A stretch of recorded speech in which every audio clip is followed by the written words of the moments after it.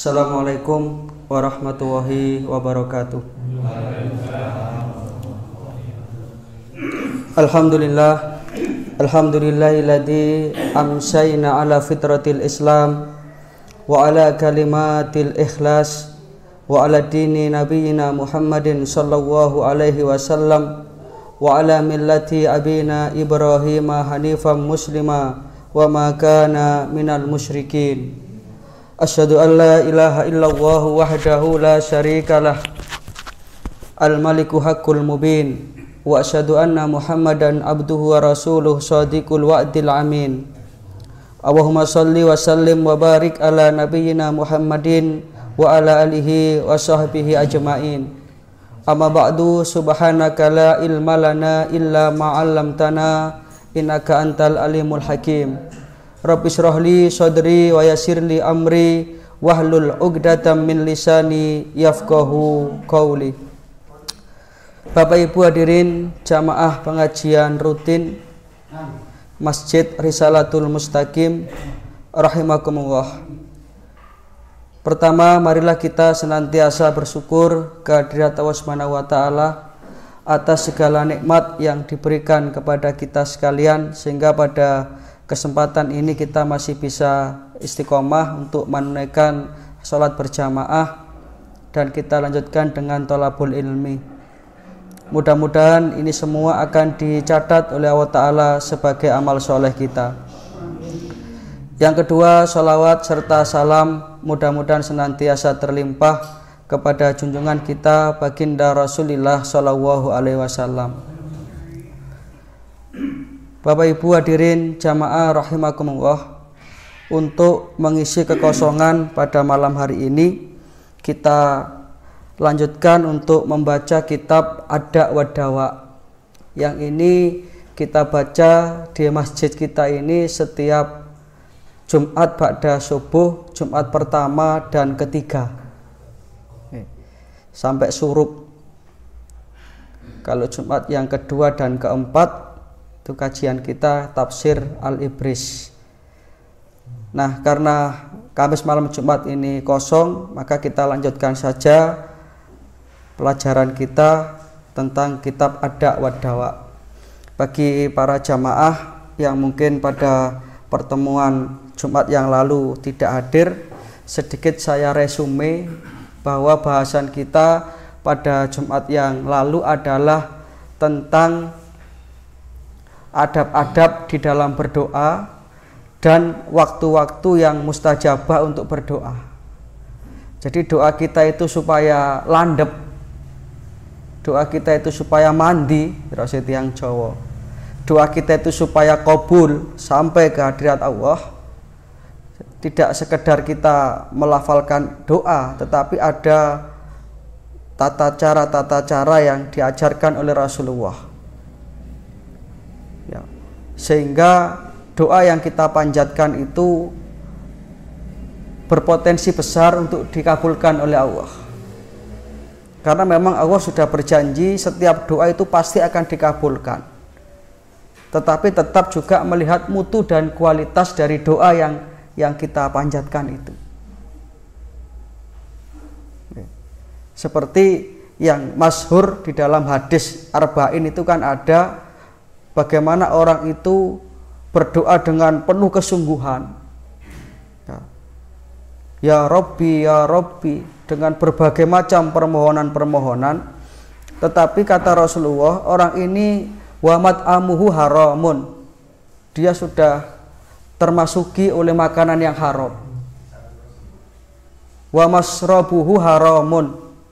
Dia sudah termasuki oleh minuman yang haram. Wa malbasuhu haramun, dan dia mengenakan pakaian yang haram. Fa anna yustajabu lahu, kata Rasulullah.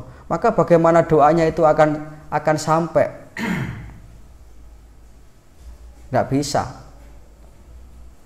Padahal orang itu di dalam hadis dikatakan sedang dalam keadaan safar. Safar itu orang yang melakukan satu perjalanan jauh, safar. Lek dugi mriki ten Cokolio, Mbah, nggih mboten safar. Tapi safar itu perjalanan jauh. Ketika itulah doa itu diijabah oleh Allah. Tapi sayangnya orang itu seperti tadi itu. tidak menjaga makanan yang haram, sehingga menyebabkan doanya tidak terjawab. Termasuk juga yang kita bahas kemarin adalah terkait dengan waktu-waktu yang istimewa. Ini perlu kita perhatikan. Kemudian tentang adab-adab dalam berdoa, diawali dengan memuji-muji Allah. Hamdan naimin, hamdan syakirin, hamdan yuwafi ni'amahu wa yukafi'u mazidah. Atau dengan asma Allah yang husna, ya Allah, ya Rahman, ya Rahim, ya Fatah, ya Alim. Dengan itu. Kemudian dengan bersalawat kepada Rasulullah. Ini kemarin yang kita bahas itu. Jadi sebaik-baik doa adalah doa yang termaktub di dalam Al-Quran. Kemudian doa yang dituntunkan oleh Rasulullah dalam Al-Hadis. Dan tentu akan lebih baik lagi kalau doa itu adalah doa yang kita paham artinya. Paham artinya.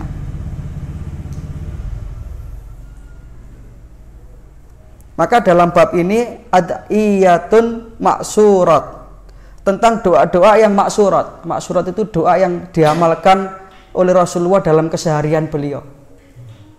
Ya. Jadi ada yang namanya adkarus sobah wal masya, zikir pagi dan petang. Ini yang diajarkan oleh Rasulullah. Itu kalau kita baca itu memang banyak, tapi paling tidak ya kita pilih beberapa lah, kalau kita tidak bisa semuanya. Jadi agama itu demikian mudahnya. Kalau kita tidak bisa mengerjakan semuanya, tapi jangan ditinggalkan semuanya, gitu Pak, maksudnya. Antara lain yang termasuk zikir pagi dan petang yang saya baca di Muqaddimah tadi itu. Allahumma asbahna, itu kalau pagi hari.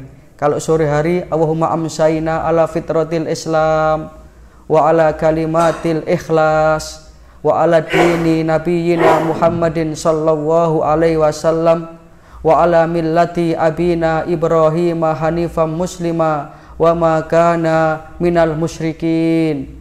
Kemudian kita lanjutkan dengan membaca Sayyidul Istighfar, Allahumma anta rabbi, sampai selesai. Kemudian kita baca subhanallahi wa bihamdi adada khalqi wa ridha nafsi wa zinata arsi wa midada kalimatih.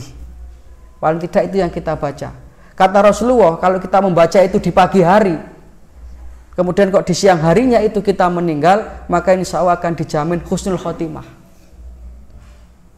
Kalau kita baca di sore hari, kemudian kok malam harinya kita meninggal, maka insya Allah husnul khotimah. Sore hari itu kapan? Ya, sementara ulama berbeda pendapat, ada yang mengatakan ba'da asar, ada yang mengatakan ba'da maghrib. Tetapi jumhur ulama itu bersepakat yang kuat itu yang ba'da asar itu. Jadi kita baca ba'da asar. Itu diantara maksurat atau zikir dan doa yang diamalkan oleh Rasulullah SAW. Termasuk ini, faminha ma fi sunanin wa fi sahihi Ibnu Hibban min hadisi Abdullah ibni Buraidah an abihi. Di antara doa yang diajarkan oleh Rasulullah, ini adalah sebagaimana dalam riwayat yang terdapat di dalam Sahih Ibnu Hibban dari sahabat Abdullah bin Buraidah dari ayahnya, anna Rasulullah sallallahu alaihi wasallam, sesungguhnya Rasulullah sallallahu alaihi wasallam sami'a rajulan yaqulu, Rasulullah sallallahu alaihi wasallam mendengar ada seseorang yang berdoa. Doanya kayak begini, Allahumma inni as'aluka bi anni ashadu annaka antallah la ilaha illa anta al-ahadus samad alladzi lam yalid walam yulad walam yakun lahu kufuwan ahad. Indah sekali doa ini. Doa ini dibaca oleh salah seorang sahabat. Rasulullah kemudian mendengarkannya. Allahumma inni as'aluka bi anni ashadu annaka antallah. Ya Allah, aku memohon kepadamu atas dasar persaksianku bahwa tidak ada Tuhan selain Engkau. Bi annaka antallah, la ilaha illa anta, tidak ada Tuhan selain Engkau. Al-ahadus samad, yang maha tunggal, tempat kami bergantung. Itu arti doanya. Alladzi lam yalid walam yulad, yang tidak beranak dan tidak diperanakkan. Walam yakun lahu kufuwan ahad, serta tidak ada sesuatu pun yang setara denganmu ya Allah. Nah, mendengar doa sahabat ini, kemudian Rasulullah SAW memberikan komentar. Ya, ini termasuk hadis takriri. Ya, jadi hadis itu ada qauli, ada ucapan Rasulullah, ada hadis itu fi'liyah, perilaku Rasulullah, ada takririyah, perilaku sahabat yang disahkan oleh Rasulullah menjadi amalan yang dituntunkan. Jadi akhirnya doa ini menjadi ajaran dari Rasulullah. Dari mana kita tahu? Dari komentar Rasulullah terhadap doa tadi. Kemudian Rasulullah bersabda, laqad sa'alallahu bi ismil a'dham alladzi idza su'ila bihi a'ta. Sungguh, kata Rasulullah, orang ini telah berdoa dengan menggunakan nama Allah yang agung, yang a'dham, nama-nama Allah yang mulia, yang agung. Idza su'ila bihi, yang ketika dia menggunakan nama-nama Allah itu untuk berdoa, a'ta, maka pasti akan diberi dia, doanya akan dikabulkan. Wa idza du'iya bihi ijabah, dan ketika dia berdoa dengan ismul a'dham itu, maka doanya akan diijabah. Ini indah sekali doa itu. Tapi saya belum hafal doa ini. Moga dihafalaken, doanya luar biasa ini. Allahumma inni as'aluka bi anni asyhadu annaka antawah la ilaha illa anta al-ahadus samad alladzi lam yalid wa lam yulad wa lam yakul lahu kufuwan ahad. Ini dikomentari oleh Rasulullah, orang ini telah berdoa dengan doa yang bagus. Karena di situ ada ismul a'dham, ada puji-pujian kepada Allah. Maka ketika dia minta dengan puji-pujian itu a'ta, maka doanya akan dikabulkan.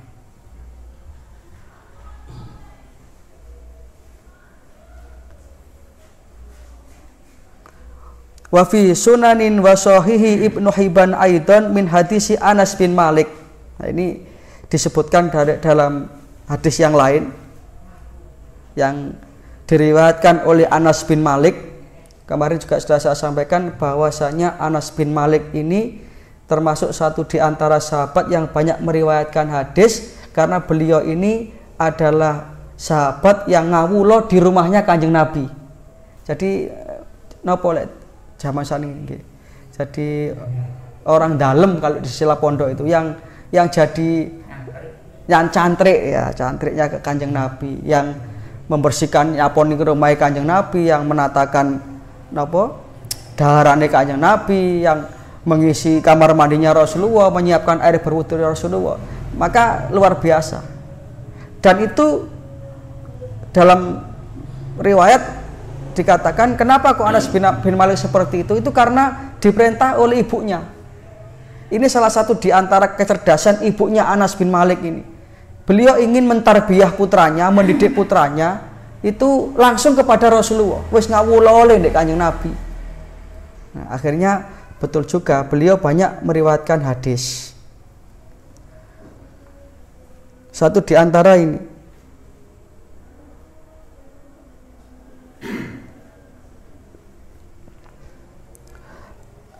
annahu kana ma'a Rasulillahi sallallahu alaihi wasallam jalisan rajulun yusolli. Ya. Satu ketika Anas bin Malik ini pernah duduk bersama Rasulullah sallallahu alaihi wasallam. Sementara tidak jauh dari beliau berdua ini duduk, terdengar ada seorang laki-laki yang sedang sholat. Tidak lama kemudian laki-laki tadi berdoa. Nah, di dalam riwayat lain doanya kayak tadi itu. Sehingga kemudian Rasulullah Shallallahu Alaihi Wasallam memberikan takrir atau ketetapan bahwa doa itu bagus untuk kita baca.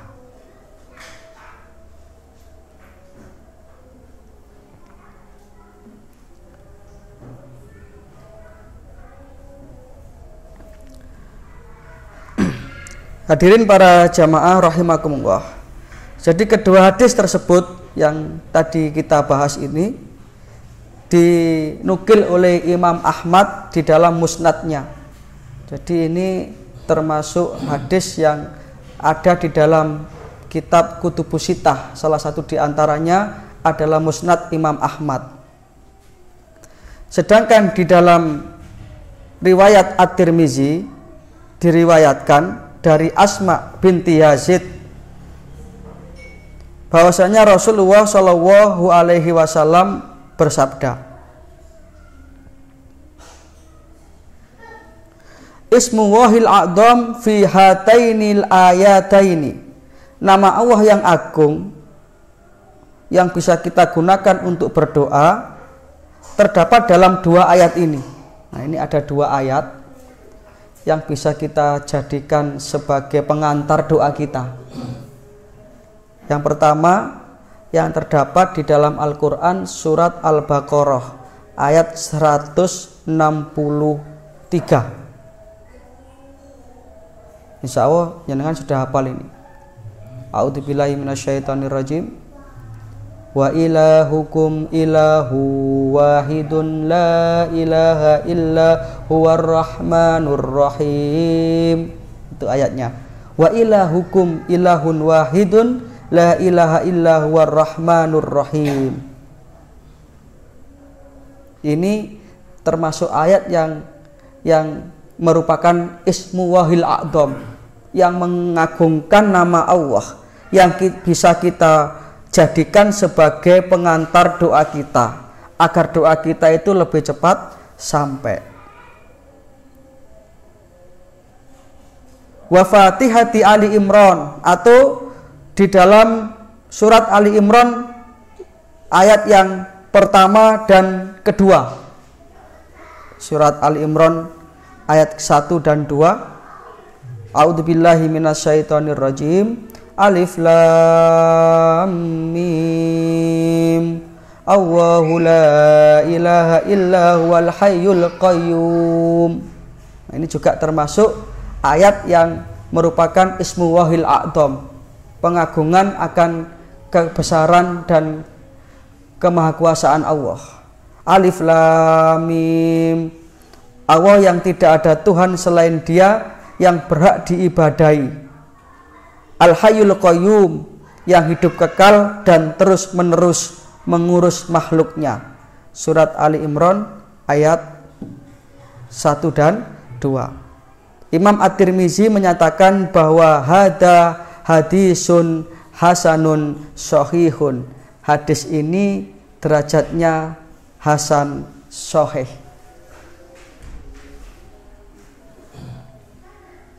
Ini kita baca saja kitabnya, memang menerangkan tentang keutamaan Ismullahil a'dham di dalam berdoa dengan mengetengahkan dalil-dalil yang sahih.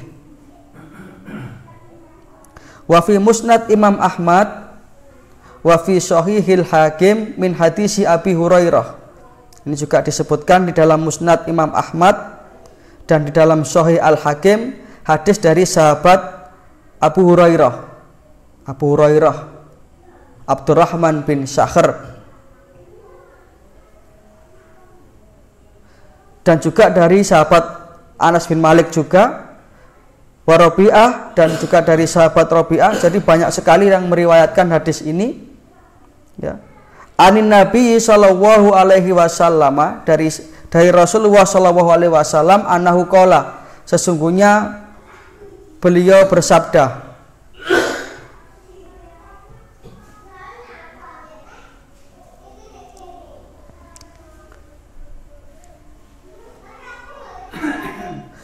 Al-lidu baya dal jalali wal ikram.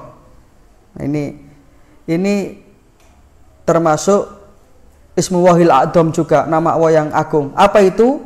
Ya, ini ketika kita berdoa dengan menyebutkan ya dal jalali wal ikram. Wahai Allah, zat yang memiliki keagungan dan kemuliaan.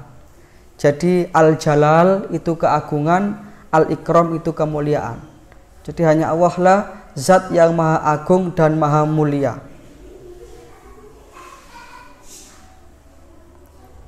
Yakni ta'allaku biha wazamu wadawimu alaiha. Maksudnya doa ini adalah doa yang dituntunkan oleh Rasulullah untuk kita dawamkan, kita istiqomahkan, kita biasakan, untuk kita jadikan sebagai pembuka doa kita. Nah, ini bisa kita pahami ya. Jadi kalau berdoa itu, kalau ingin doa kita itu landep, jangan langsung pada isi doa, tetapi kita awalilah dulu dengan ismu wahil a'dham, memuji-muji Allah. Kemudian bersolawat kepada Rasulullah, baru kita sampaikan permohonan kita kepada Allah. Ini luar biasanya tuntunan Rasulullah, sehingga dengan demikian kita itu dalam berdoa tidak hanya sekedar meminta, tetapi sekaligus di situ ada pelajaran bahwasanya doa ini adalah pernyataan kelemahan kita sebagai seorang hamba, sekaligus pernyataan kita akan kemahagunan Allah. Betapa Allah itu adalah zat yang sangat senang sekali mendengar doa hambanya, sangat senang sekali kalau dimintai oleh hamba-hambanya. Itulah menunjukkan bedanya Allah Subhanahu wa Ta'ala sebagai Al-Khaliq dengan makhluknya. Kalau manusia itu kalau terlalu banyak dimintai orang kan pasti dia itu bolak-balik iki maneh ge langganan sesuai. Itu kalau manusia. Tapi kalau Allah itu enggak, Allah itu malah senang. Allah itu malah senang kalau dimintai hambanya. Bahkan orang yang tidak pernah berdoa itu justru mendapatkan kemurkaan Allah, karena itu adalah merupakan kesombongan. Kan begitu lanjutan ayatnya. Setelah Allah Ta'ala memerintahkan kita berdoa, wa qala rabbukum ud'uni astajib lakum, dan Allah Tuhanmu telah berkata, berdoalah kepada aku akan jawab doamu. Lanjutan ayatnya, innalladzina yastakbiruna an ibadati, sesungguhnya orang-orang yang menyombongkan diri dari kalangan hambaku, dari kalangan hamba Allah. Artinya menyombongkan diri itu tidak berdoa. Itu termasuk yastakbirun, orang yang takabur, orang yang sombong. Maka oleh Allah Ta'ala diancam sayadkhuluna jahannama dahirin, maka aku akan masukkan ke dalam neraka jahanam dalam keadaan hina. Jadi doa itu ibadah, Pak. Karena doa itu ibadah, ya berarti harus kita lakukan sesuai dengan yang dicontohkan oleh Rasulullah Shallallahu Alaihi Wasallam.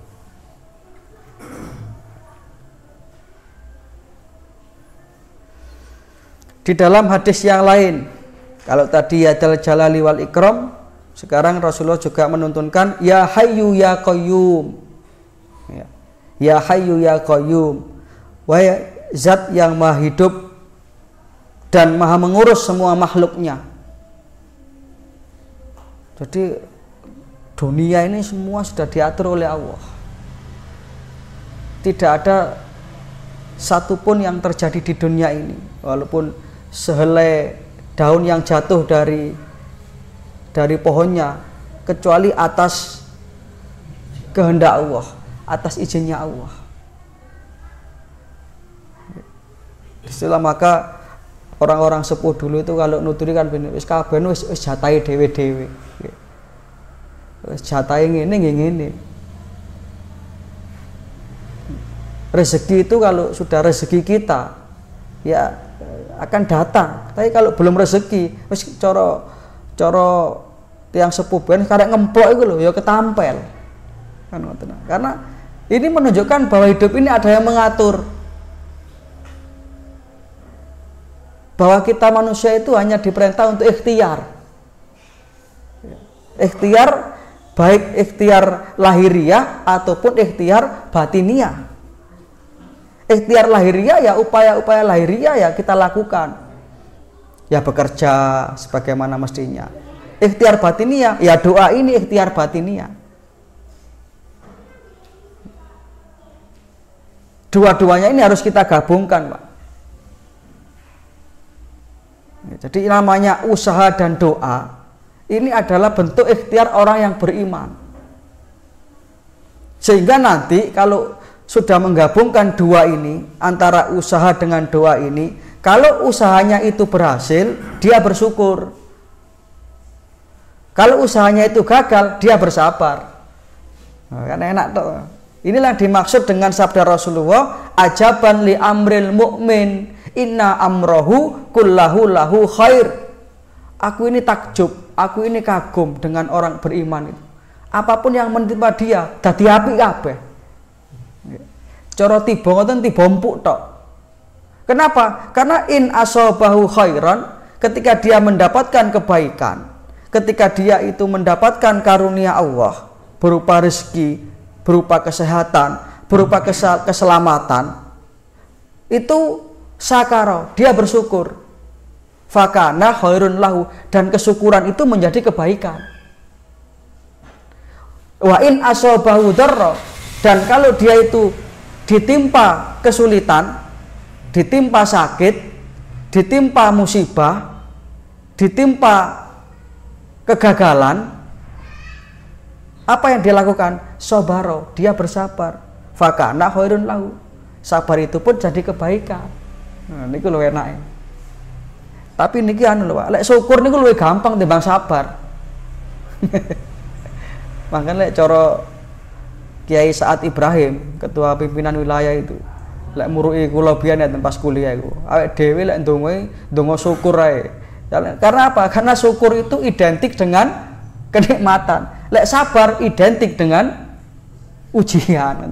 Lek kelas-kelas durung kuat, ojo ndonga jadikan aku orang yang sabar. Nah, ini berarti nggih napa nggih? Istilah ini ku wis kelasnya kelas tinggi niku. Karena ujian itu berat, Pak. Ujian itu berat. Terus kula kan ngomong-ngomong sabar-sabar pas kei lara dhewe ya nggih ana ngresulone. Ya ana ngresulone. Itu manusiawi biasa. Tapi jangan sampai kemudian dalam ngersolo kita itu kita mempertanyakan kebijakan Allah. Ini yang jadi bahaya. Lebih bahaya dari sakitnya itu sendiri, Pak. Karena sudah jelas Allah itu tidak akan memberikan ujian kepada hambanya yang di luar kemampuannya.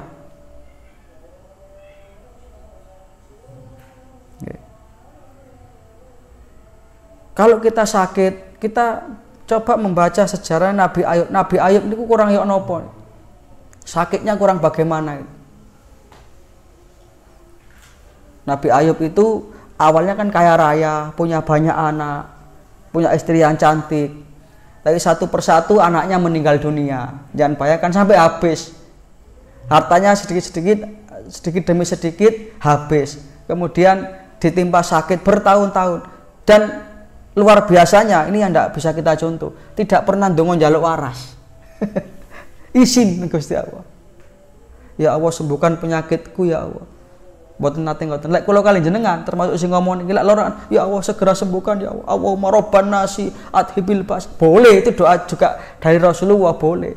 Tapi kelas-kelas Nabi Ayub mboten ngoten. Justru beliau hanya mengatakan begini, wa ayyuba itnada rabbahu rabbi anni masaniyadurru wa anta arhamur rahimin. Kan begitu dalam Al-Qur'an itu. Wa ayyuba, dan Ayub ketika dia aku uji sakit, apa yang dia mohonkan kepada Allah? Itnada rabbahu rabbi, ya Allah ya Tuhanku, Gusti anni masaniyadurru, sesungguhnya saya sedang ditimpa kesulitan, saya sedang ditimpa ujian. Wa anta arhamur rahimin, dan aku yakin engkau adalah zat yang maha penyayang. Mek ngoten tok dongane. Mboten donga njaluk waras. Nggih senaoso angsal, Pak. Kula mboten sanjang nek ndonga njaluk waras iku salah, tidak. Boleh. Dan memang kita harus berdoa, tapi lek Nabi Ayub mboten ngoten. Anjene kelas sabar kula kan jenengan nggih digawe lara 3 dina ngoten wis Waduh loro, aku tok sing loro.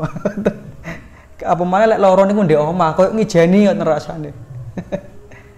Nabi Ayub mboten-ngoten wa ayyuba idna darabbahu rabbi anni masaniyadur wa anta arhamur rahimin. Ya Allah, Engkau adalah zat yang maha penyayang ya Allah. Ini luar biasanya. Diuji dengan kekayaan. Kekayaan pun kan juga ujian gitu Bapak Ibu. Jangan dikira kemiskinan saja yang ujian.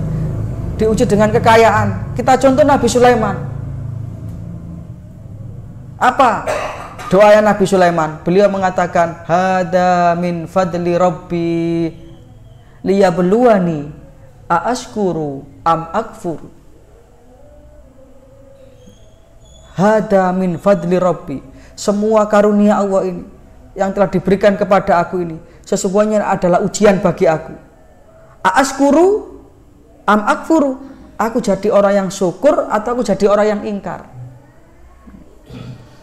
Makanya biasanya kata ini di dadekno napa stiker motor biasa. Hada min fadli rabbi. Tapi biasanya sing ditempleki tulisan Arab motor elek-elek biasa. Jarang Alphard ngoten niku jarang. Padahal itu mengingatkan kita. Jadi kaya ujian, miskin ujian. Sakit ujian, sehat juga ujian. Jangan dikira sehat itu bukan ujian. Jangan pernah dengar orang yang tidak pernah sakit itu. Siapa itu? Fir'aun. Pilek aja tidak pernah Fir'aun. Saking tidak pernah. Sehat terus Fir'aun.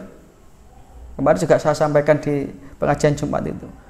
Akhirnya dia sampai pada puncak kesombongannya. Karena dia itu raja besar, kuwabe sak Mesir wedi, omongannya adalah undang-undang. Kemarin juga saya sampaikan Fir'aun ini juga punya backing yang tidak tanggung-tanggung. Ada backing konglomerat namanya Korun, ada backing birokrasi namanya Haman, ada backing ulama namanya Bal'am. Bal'am ini ulama yang alim waktu itu, sampai hampir-hampir menandingi Nabi Musa. Tapi karena terbeli dengan dunia, Bal'am kukut sudah. Akhirnya Fir'aun, Haman ditenggelamkan di Lautan Merah. Korun ditenggelamkan di dalam perut bumi beserta harta-hartanya. Itulah pelajaran bagi kita bahwa kekuasaan, pangkat jabatan ini kalau tidak kita sandarkan kepada Allah akan menghancurkan pemiliknya. Enake maca Quran ngoten niku, Pak. Bisa kita dapat pelajaran yang luar biasa. Nah, kembali kepada Ismullahil A'dzam di dalam berdoa.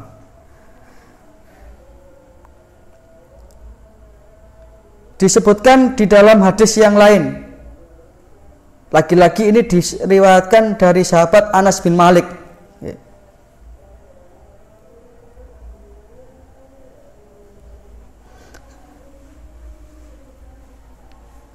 Karena Rasulullah Shallallahu Alaihi Wasallam adalah Rasulullah Shallallahu Alaihi Wasallam ketika beliau itu ditimpa sebuah permasalahan, ditimpa sebuah kesedihan, ini doanya. Ya Hayyu ya Qayyum birahmatika astaghis. Ya Hayyu ya Qayyum birahmatika astaghis. Artinya, ya Hayyu ya Qayyum, wahai Allah, zat yang maha hidup dan senantiasa mengurus semua makhluknya, birahmatika, dengan rahmatmu lah ya Allah, astaghis, aku meminta pertolongan. Insya Allah pun hafal nggih. Ya Hayyu ya Qayyum birahmatika astaghis. Ya Hayyu ya Qayyum birahmatika astaghis. Sehingga dari kata-kata inilah kemudian muncul yang namanya istighosah. Itu istighosah.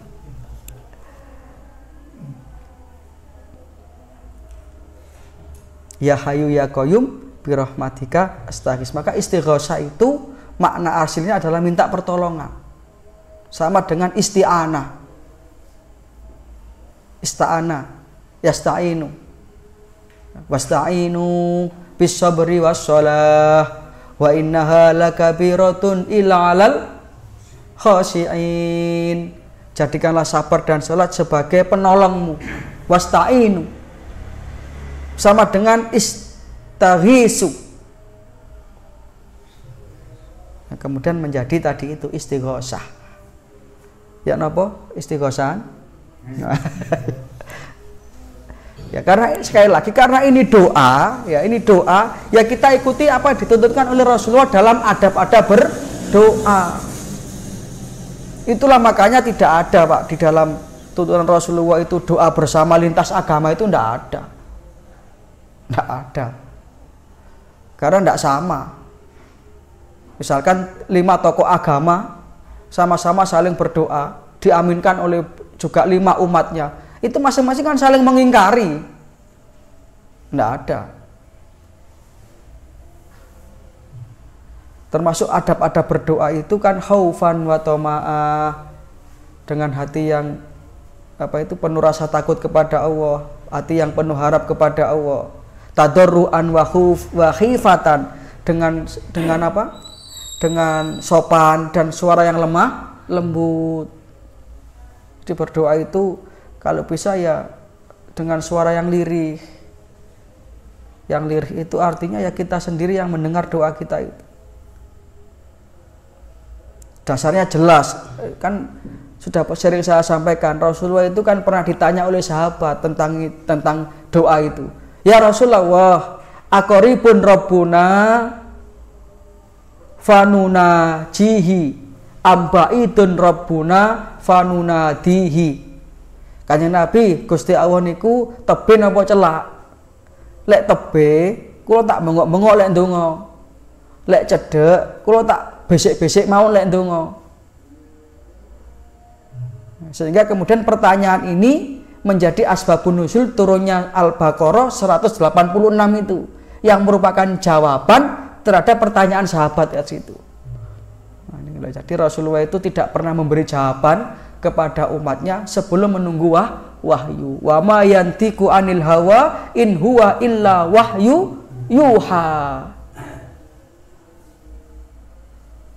Apa jawaban yang diperintahkan oleh Allah Ta'ala kepada Rasulullah ketika ditanya tadi itu?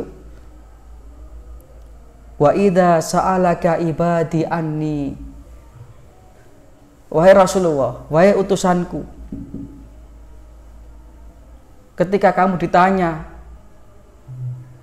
tentang aku, fa inni qarib, katakanlah aku itu dekat. Nah, berarti kalau dekat dungane ana nggih kalem, lemah lembut. Dengan lirih, dengan adab dan tata krama. Itulah seringkali saya sampaikan khotib Jumat itu ya, kalau mengikuti ajaran Rasulullah ketika berkhutbah itu khutbahnya itu lantang Pak.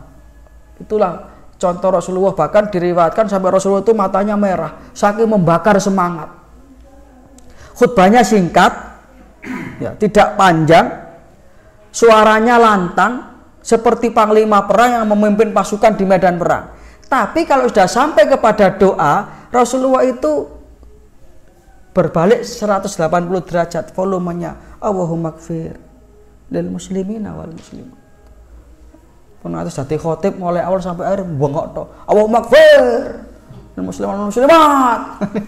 Itu sudah doa, karena doa itu tuntunannya yang kalem, yang lemah lembut. Dan Rasulullah mengatakan bahwa satu di antara ciri kealiman seseorang adalah orang yang dia itu mempersingkat khutbahnya dan memperpanjang sholatnya. Itu Kanjeng Nabi loh. Jangan khutbah Jumat sampai 30-45 menit. Wah, turu kabeh, apalagi Jumat itu Rasulullah itu sudah paham betul. Islam itu sudah disesuaikan dengan kondisi umatnya. Kita lihat Jumatan itu kan waktu-waktu yang ya ngantuk, Oh, sebagian ada urusan yang lain. Maka khotib yang bijaksana itu harus ada timernya. Maksimal 15 menit sudah cukup lah. Poin-poinnya cukup. Rasulullah itu kalau khutbah itu jawamiul kalim. Pokok-pokoknya aja kalau Jumatan.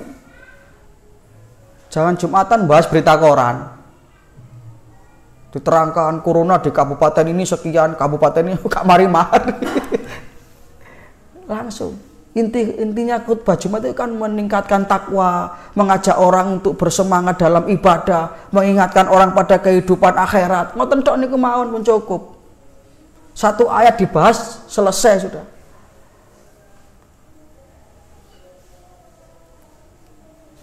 Dan kalau sudah doa dikecilkan volumenya. Sehingga doa itu akan terasa asik karena orang yang berdoa itu dengan penghayatan, dia merasa langsung napa nggih istilah itu. Langsung wadul ten Gusti Allah niku luar biasa, Pak. Ada ketenangan. Maka dalam ayat tadi Al-Baqarah 186 itu kan dilanjutkan itu. Ujibu da'watad da'i idza da'ani, kata Allah. Aku akan jawab doa hamba-hambaku itu kalau dia itu mau berdoa kepada aku. Tapi ada dua syaratnya. Falyastajibu li wal yu'minu bi la'allahum yarsudun. Syaratnya ada dua. Yang pertama falyastajibu li. Hendaklah dia itu juga mau menerima panggilanku, melaksanakan kewajiban-kewajibannya. Wal yu'minu bi, dan hendaklah dia itu tidak mensekutukan aku dengan apapun. Di syarat doa diterima itu kewajiban dilaksanakan, iman harus dijaga. Jangan sampai kita itu mempersekutukan Allah dengan apapun dan dengan siapapun. Nah, ini yang paling penting. Iman itu yang paling penting. Karena sekecil apapun kalau syirik ya rusak, itu merusak. Naudzubillah min dzalik. Maka kita harus mengistiqomahkan doa ini di antara doa yang jangan sampai kita tinggalkan di setiap kita selesai sholat atau di waktu-waktu yang mustajabah adalah kita minta kepada Allah Ta'ala ketetapan iman dan perlindungan dari kesyirikan. Allahumma khtim lana bil iman, Allahumma khtim lana bil Islam, Allahumma khtim lana bi husnil khatimah. Itu luar biasa sekali. Karena kalau sudah meleset sedikit, naudzubillah min dzalik sudah. Lebih-lebih syirik yang tidak terasa. Ini yang kadang-kadang perlu kita introspeksi. Kalau syirik besar insya Allah enggak lah. Di antara kita enggak mungkin ada yang ke Gunung Kawi apa pesugihan, enggak mungkin. Apalagi jamaah pengajian kayak kita ini enggak mungkin. Tapi yang tidak tersadar itu syirik kecil. Ini yang dikhawatirkan oleh Rasulullah. Inna ma akhafu alaikum asyirkul asghar. Inna akhwafa ma akhafu alaikum. Sesungguhnya yang paling aku takutkan di antara kamu, wahai sahabatku, kata Rasulullah, wahai umatku, asyirkul asghar adalah syirik kecil. Wa masyirkul asghar ya Rasulullah. Apa syirik kecil itu wahai Rasulullah? Bisa nggih? Nabi menjawab ar-riya. Syirik kecil itu adalah riya itu. Yang oleh Rasulullah digambarkan saking angele golei, deteksi sifat riya itu seperti mencari semut hitam di balik batu hitam di tengah malam gelap gulita. Napa nih golei semut ireng, ndek walike watu ireng, bengi-bengi peteng dedet. Saking gak krasa. Mudah-mudahan kita dilindungi oleh Allah Ta'ala ya, dari berbagai macam bentuk kesyirikan, dan mudah-mudahan doa kita termasuk doa yang berkualitas dan sampai kepada Allah Subhanahu wa Ta'ala. Demikian Bapak Ibu yang saya hormati, apa yang bisa kita pelajari pada pengajian kita malam hari ini, mudah-mudahan bisa menjadi satu keterangan yang bermanfaat dan dibarengi dengan hidayah Allah Subhanahu wa Ta'ala. Mudah-mudahan kita senantiasa mendapatkan taufik dan hidayah, amal ilmu rezeki yang barokah, dan akhirnya kita meninggalkan dunia ini dengan tetap membawa iman Islam husnul khotimah. Amin ya rabbal alamin. Besok pagi kita ngaji tafsir Al-Ibris insyaallah nggih ba'da subuh. Bagi Bapak Ibu jamaah yang tidak ada udzur, monggo diaturi rawuh. Kita tutup dengan doa kafaratul majelis. Subhanaka wahumma wa bihamdika asyhadu alla ilaha illa anta astaghfiruka wa atubu ilaik. Wassalamualaikum warahmatullahi wabarakatuh. Innallaha wa malaikatahu yusholluna